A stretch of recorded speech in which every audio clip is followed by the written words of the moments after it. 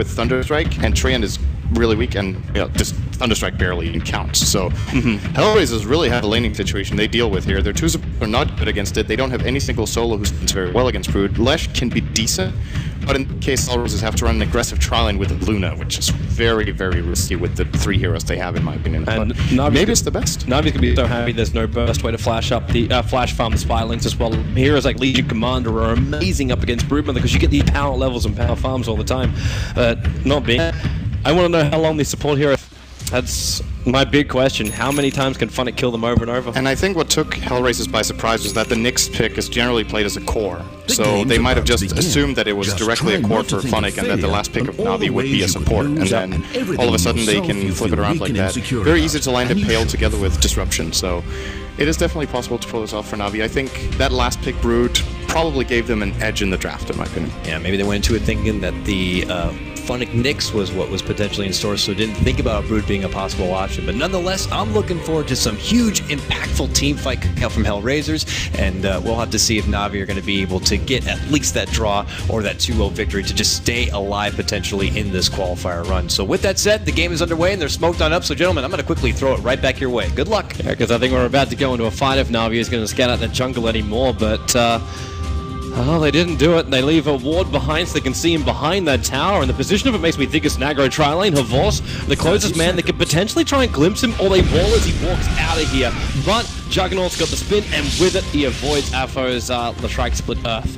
So we'll start to see our lanes. Are they going to take a leaf out of Nip's book and run an aggro tri-lane with the Luna, or at least a dual lane with the Luna? It is possible they try to run the aggressive tri so that Lesh can...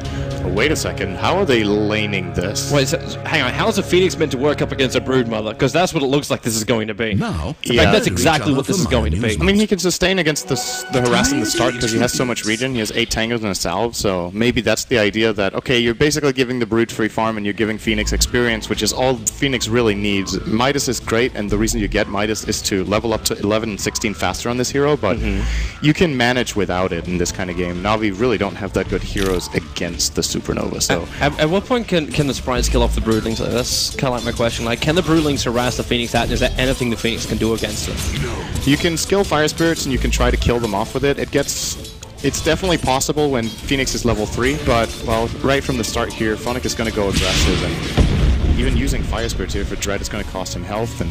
This may even be worthwhile going in for the bite build. Now, Havos being completely forced off this top lane until maybe he's brought back again. The glimpse, but that stun from Snako well off target by catching any of the Hellraisers players. But yeah, you can actually go for bite build in this, which is it's very uncharacteristic because Spirelings, when you got North lane, you can control everything and just spray into Dread. But if you're wanting to get up in his face, you can just bite him all the time. I think the Spawn Spiderling build is just flat out better for this kind of lane. He can win the lane with the spiders, and if he wants to, he can just send them into the jungle and farm as well at the same time. So he maximizes his farm while still winning the lane. That's the dream situation of Brood. He's having an easy one-on-one like this. Especially when you got ward control. Dendi very low. Trading blow after blow. But Lathrike finally has his bottle available, and looks like Dendi's got his arriving as well, so they both got the same timing.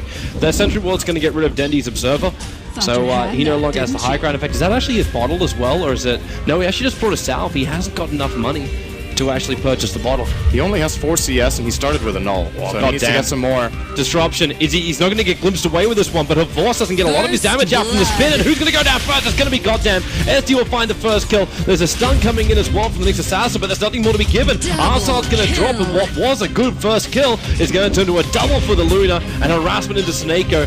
He's got his Lucent Beam back up again, but there's not enough damage to ensure the kill. Yeah, and when it comes to raw fist fights, when the spells have been used, Luna Aura is of course great for both herself and the Treant. He deals more than 100 damage per swing, so... Treant is literally fists. Yeah. And Juggernaut, well, after he uses his spin, he's already dead, just from the right clicks themselves, just dealing so much damage, and Kolos doesn't have any HP items yet. Oh, mid lane, rotation from Archstyle, just the capture. But only got Scream though and Shadow Strike. That's basically all that's available. But Dendi, he does have to blink up. This one he had ensure kill. Goddamn attempted the denial there, but was unsuccessful in doing so. So we leveled up at 2 apiece, and that's a big kill, because that now helps Dendi win his mid lane. Yeah, it's Archstyle also with about 1,000 gold on him, so he's probably going to buy boots and Crow. And maybe he's not done yet. Well, he kind of should be done. Dendi has no mana, so... Yeah. Just standing here in lane a bit, trying to win the Sentry Wars, which he did. There's Dendi's bottle from that rotation. Very important for Na'Vi to get a grip on this mid lane, like you said. And Dendi, in addition to getting the kill, he's also winning on CS. So he is certainly looking good here. What are we looking at for bot lane? Brood, 12 and 9, Phoenix 9 and 1. So Dread is losing the lane, but it's not. But this lane completely changes now because Funix finished his soul ring. Yeah, he's close to level 5 as well. Which means the mana harassment and the spiralings on Dread's back are just going to be so hard for him to stand in this lane at all.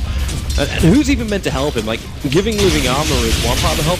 Now, Funix can even throw his spiralings, and just with a little bit of chip damage, Dread's dropped down to 50% of his HP. This is rough for him. He's gonna start running out of tangos, really. We're actually having tangos on cooldown. He's close to Tranquils, though. And at that point, it's about standing back from time to time. You can take some damage, you need to just go back and reset and regen. And, well, the Spiderlings can keep trying to run at you, but ultimately, if you're far enough back, then it might be either worthwhile. fire spirits them down, or... It might be worthwhile sending the Spiralings over into the jungle. I think he should do that soon, but for now, he's dominating the lane with them, which I think is the better play. And maybe he's even going to die for the kill. There's no Icarus dive available. And Soul Ring's on cooldown, though. That's the reason why he can't just spawn the Spiderlings now. And Funnick does not have boots yet, so he doesn't really move that fast in the web. He's 442, but he could be more than 500 with the boots here. He's gone. Like, the Funnick has just left the lane. Like, Dred's just left the lane for the moment. He's coming back. He's healing up to full here with Tangos. The living armor was not broken, so should have a shot here. As far as the other lanes go, Juggernaut actually out-farming Luna by a little bit. A little surprising that Cross has a slight edge here, but it's not too much of a lead. We still have to remember Luna did get that double kill, which included, it didn't include First Blood, but still, it was a double kill in for the Luna. It's just a downside for Luna that she's having to like split the experience so hard here. Where the Juggernaut, like, he's not looking great either. Like, they're both still sitting at level 3, capped on the top of level 4. So there's not that much difference between the two of them. But heroes like Queen of Pain love this, because this means the Luna isn't going to get instantly strong. And that means that when Dendi decides to rotate in towards that mid lane, towards that top lane, he can just blink in and then just Sonic Wave down, and you're going to do a lot of damage there. And Dread, this looks like his death right now. The Icarus dive away, but Funnick's just running for it, and there it is. That's going to be a big kill for Funnick, and this ensures victory over the bottom lane. Yeah, if they don't lose this should not happen. And now that it has, Dread actually, he's probably going to port down to bottom lane again and try to get what he can, but that was a really big loss. Ultimately, Brood is almost level 7. They're going to go to level 5. Yep, they're going in. With the stun, they set up with the disruption to start with Snako staying in there. And there's not enough damage here to kill Avardis, but he is on the run. Maybe there is a Perforce to get one more attack, but there is that heal kicking in. It's the living armor as well as the leech seed that was following him. And Avardis isolates himself, and they've lost the Nyx Assassin. Snako's dropped down, and now Arnstyle forced to battle up against a tree into again this leech seed. Korik's not looking too healthy. There will be enough damage to kill him off, and that was actually the creep wave doing most of the job.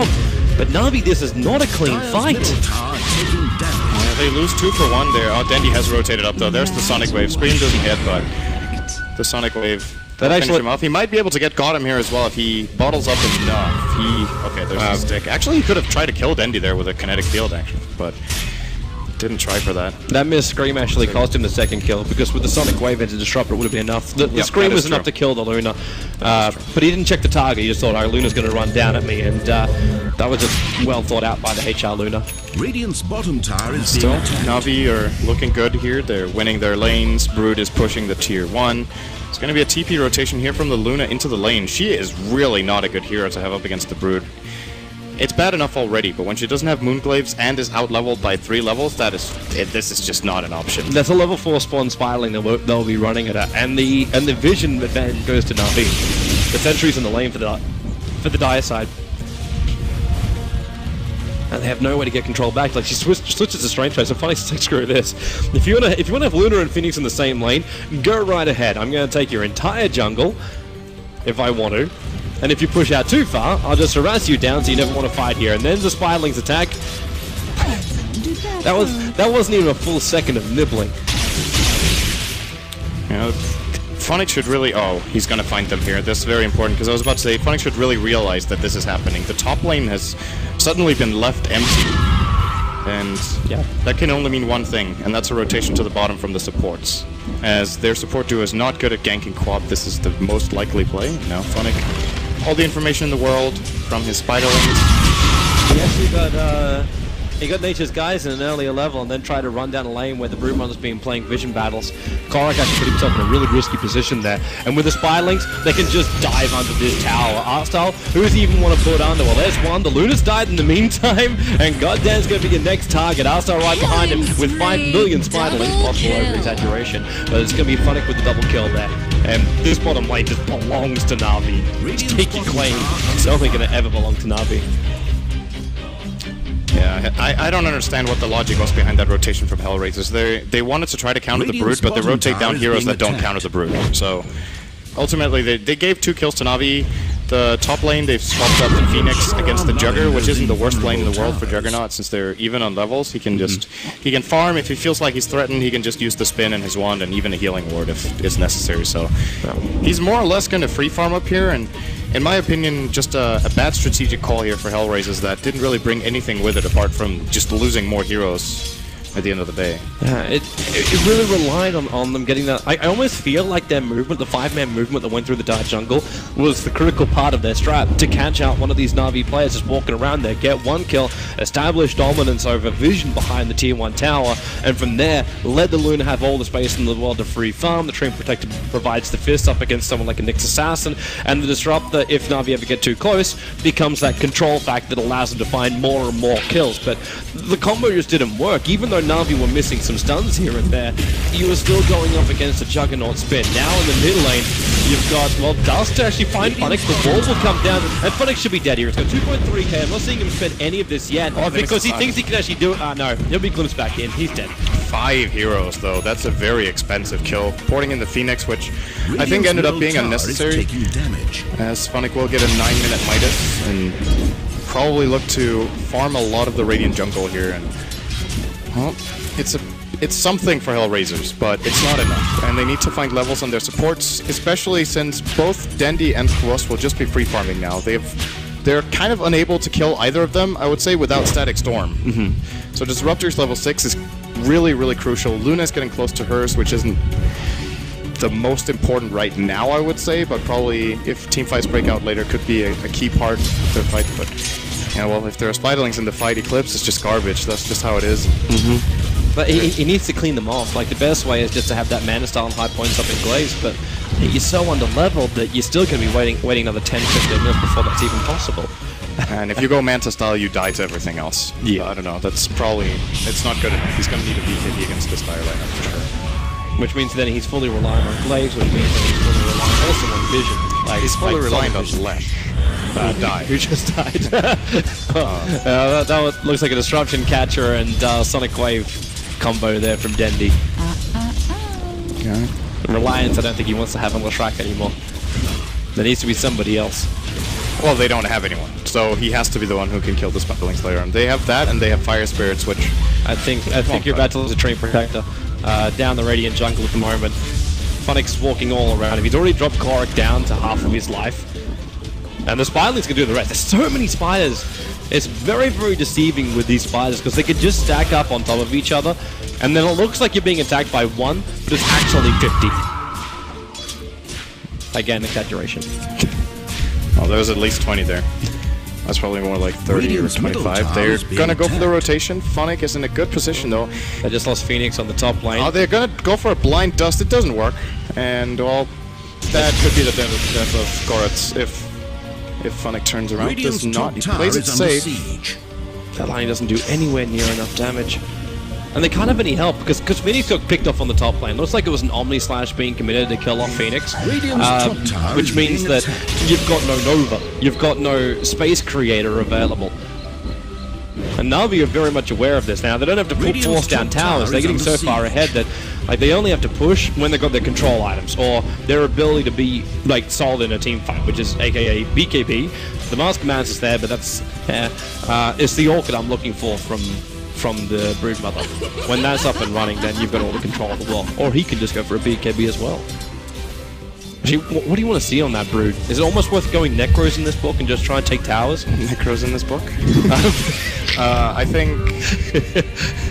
I think Dagon is fine. Just play the really aggressive jungle controlling build. Oh, he's gonna get okay. Now the Carapace comes in too late. Nico might actually be in trouble. I don't know if he used Vendetta already. He's going to try for the TP, probably going to make it because of a very nice double impale.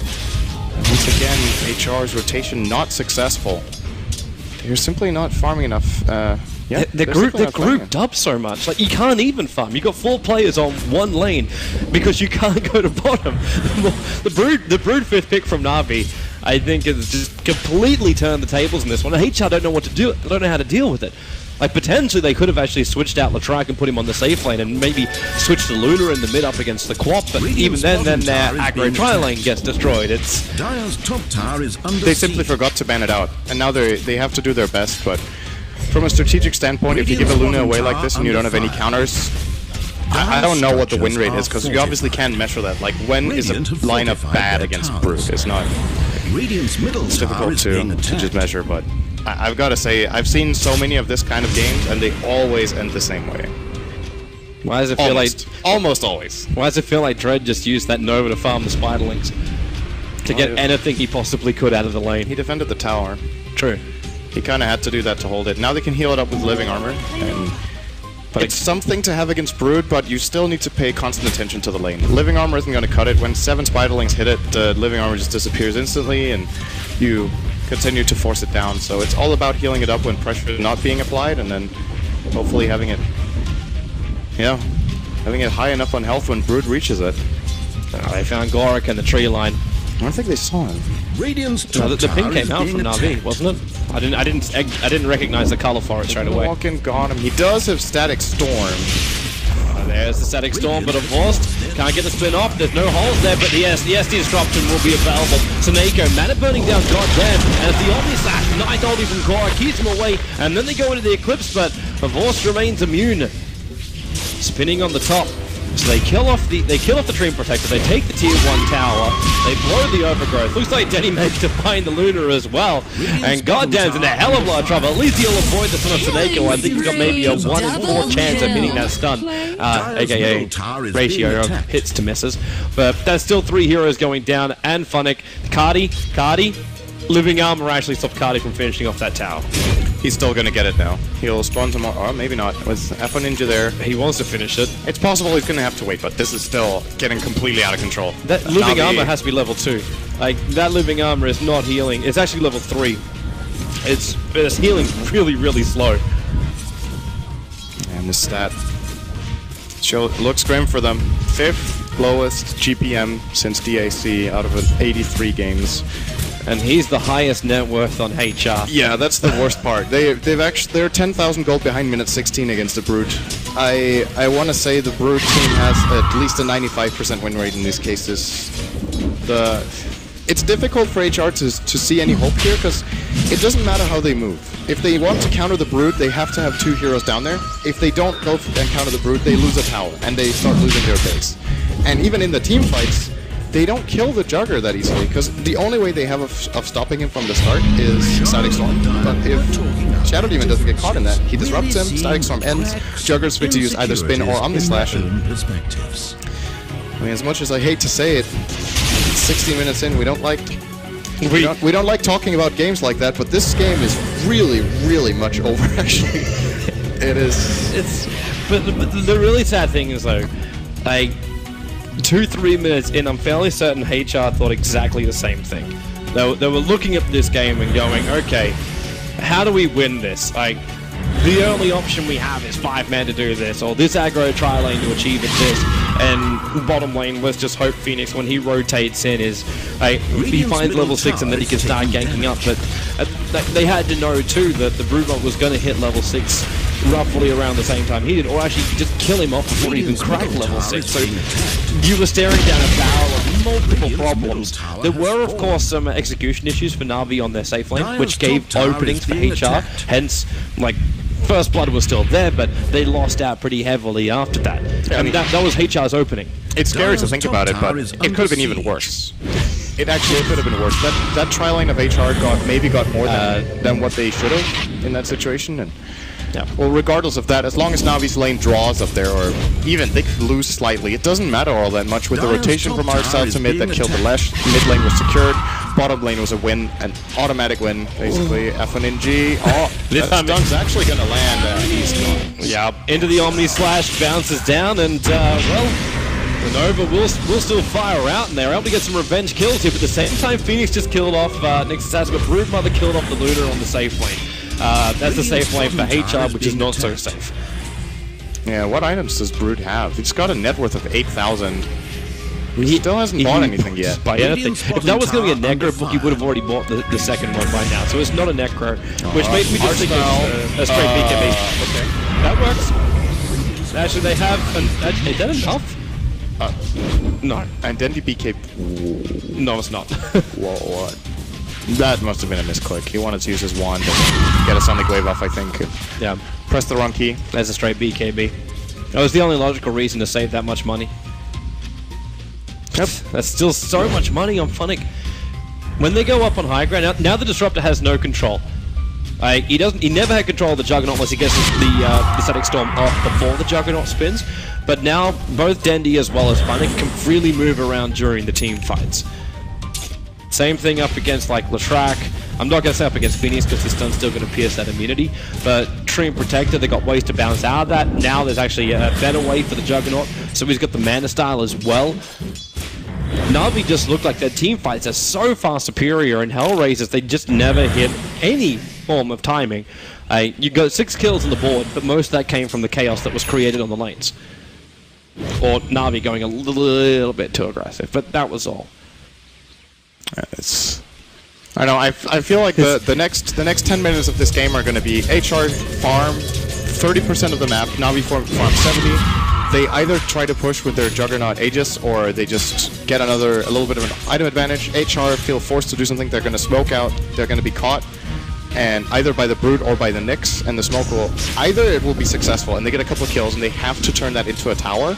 Or if they get 2 or 3 kills, well, as long as they don't get any collateral, it's a 12-minute smoke cooldown, and Na'Vi can just go back to farming and get whatever money back they lost. It really looks like HR. Well, he's going to Omni Slash, jumps out to the illusions, actually left goddamn behind because of this, and a boss, there's your Sonic Wave coming in. The Icarus side will help him to evade that. The Nova will complete. At the same time, Dendi needs to get that BKB back off cooldown, but if Force spins, he'll still get stunned inside of that. But no direct follow-up. Now there will be. Glimpse him back, and Manta Style dodges the glimpse. Very good play from Fuas there. Not easy timing. That's pretty important. He didn't have the Aegis, so... tower is being attacked. Yep, and he already used his spin beforehand. Yeah. But that was HR moving 5 players towards the mid, hoping they could find an opening. And what do they get really in return for that? A BKB charge from Dendi, a Sonic Wave cooldown, an Omni Slash cooldown because it was an Illu rune. If he finds any other rune there, well, yeah, only if he finds an Invis or an Illu, I think he lives, because I'm pretty sure Juggernaut was fast enough to get him with Omni Slash before he would run away with a haste. Yep. So a little bit of luck there for HR only losing 0 heroes, I guess, but it's not good enough. They got nothing out of that, and I mean, this Luna does not have any items for 21 minutes. This inventory Luna has right now, okay, he's got an Yasha coming out. That's not as bad then. So he's like, you generally want to have 4,000 gold more than what he has right now if you're having a decent game. That's what Juggernaut has, by the way. Yeah. 21 minutes, Yasha BKB and Morbid Mask is good farm. It's when you have a safe lane, you get to farm, and you get to farm some jungle stacks. That has just not been the case this game. No control at all. They haven't had their own jungle the last 10 minutes. Nice glimpse onto Dendi. He BKBs. Yeah, he had to. No one else from his team wanted to be involved in that. He just let it go. But this now means that Hellraisers can try and force the issue up against the Tier 1 tower, claim their first tower of the game. But Na'Vi won't really accept this. Like, Funnick will take the Tier 3 tower in the bottom lane before they can finish the mid. And it's not because Denny's walking around with Sonic Wave who could slow this down. That's still on cooldown for another 20 seconds. But you've still got the threat of the Nyx Assassin, who, even if he goes in Vendetta right now, they'll be very concerned about. There's a sentry ward back on the ramp area. The bottom lane's pushed in, but where is this Brood? Actually, the Brood's coming in from behind as well. So they deny the tower, but Broodmother's coming in, starts on the Insatiable Hunger, controlling the Luna, and she's completely away from the rest of the fight. The Nova will go down, but Dendi as well as Nico, they're looking to get rid of the X. Nico actually burns in the middle of it, but it does not matter. Broodmother with a double kill, about to be a triple until Dendi comes in and kill secures it. And that will be the Disruptor, the last man left standing.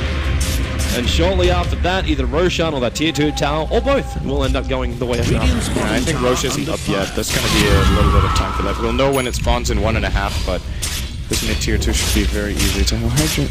Interesting. Radiant's middle tower is taking Alright, damage. that's an interesting stat. Funnick was the only offlane to average higher GPM than his mid-teammate, but... in this case, he does. He is the most farmed hero in the game, which is completely understandable. Yeah, that is very understandable. He got a fast Midas, he farms the enemy jungle very well, and... The summary of this game basically is Na'Vi got the best possible 5th pick in the pool, and they got the maximum effect out of it. It's like watching a Husker go up against like a 5 magical lineup only. Like it's just brutal to watch, but you know what's coming. Yeah. Like it pretty much only ends one way.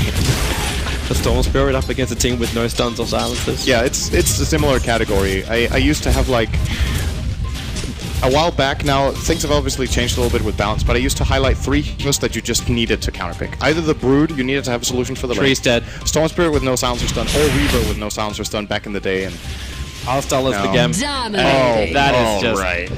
That's a fast kill. He hits for 300, and there's an Ambon. He has a Desolator looking to split push. By the way, Na'Vi almost have 1,000 gold per minute lead. They're 20,000 experience and gold ahead at minute 24. Watching that kill was like watching Funnick prepare for Warcraft 4. It was a classic surround. Yep. He didn't even need to, though. He No, just he did him twice. Yeah. He's gonna go for the tower. Nice static storm as well. Field. Never The mind. money. The money. The money. Yeah, at least he gets the money. At least he's got a Glimmer Cape too. He's got a chance of saving someone. But he just blew his static storm, so that's now 80 seconds with no, well, I say no control factor. But they're still up against the BKBs, which will let him break free. And it looks like Na'Vi's getting ready to go for another Roshan. He's already up and running. Yeah, they might as well. And with that Desert was so cheap and such a great item now on the Broodmother. Like you're wanting to end this now, or potentially just going in and taking Roshan. And who's really got armor and HR anyway? So you strip that away, your physical damage is kicking in so much harder. It's very good together with Juggernaut as well on the team. You amp up everything so nicely. This Roshan is going to go to the way of Na'Vi. Cross has a BKB of his own now.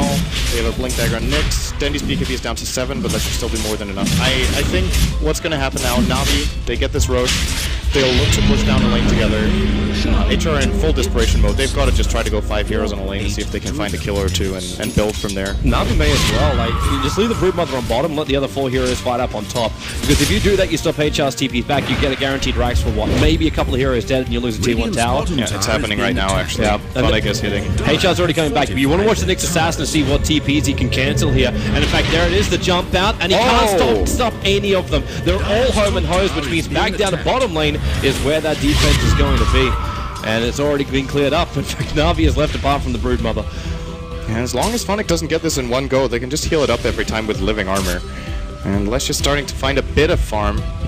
If that Nyx was able to pick up the double stun, then you'll probably be looking at Funnick just forcing into that tower and pushing the heroes back. And then HR would have the impossible task, because you'd end up losing 2 heroes on that top lane. So then you'd guarantee lose the tier 2 tower, and your tier 3 towers being harassed. You'd be pushed on the maximum extremes of your base, top and bottom lane. There's no way you could defend between that kind of split. Right now they need the battles to be all in one location. That's the only way that they can really fight this. It is Funnick. BKB Funnick.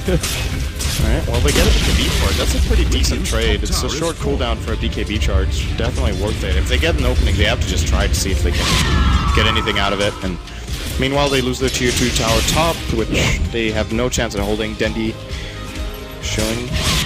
Guess they have seen his Hex. He hasn't used it yet. He's closing in on 16, by the way. Kind of a... I want to say kind of an old school item build that we don't really see that often anymore. This build up, straight BKB into Hex. Generally today most crops go for Orchid first, sometimes they get a Eul's. BKB is quite common, and then we also see a lot of crops get Ags, but this particular build order, It's Danger Zone! Blink, stun, bomb, mana burn, and then, okay, well, there is a hunger of Funnick which cannot be satisfied. Even with the death of a Luna, they'll come down for more killing off the tree. And this is a lane of Rax. They don't have any buyback on either of these two, so now we can just start running down the top lane. Frost has the Aegis, he can go in front as a man style as well. Nyx looking for a bit of aggression onto Dread.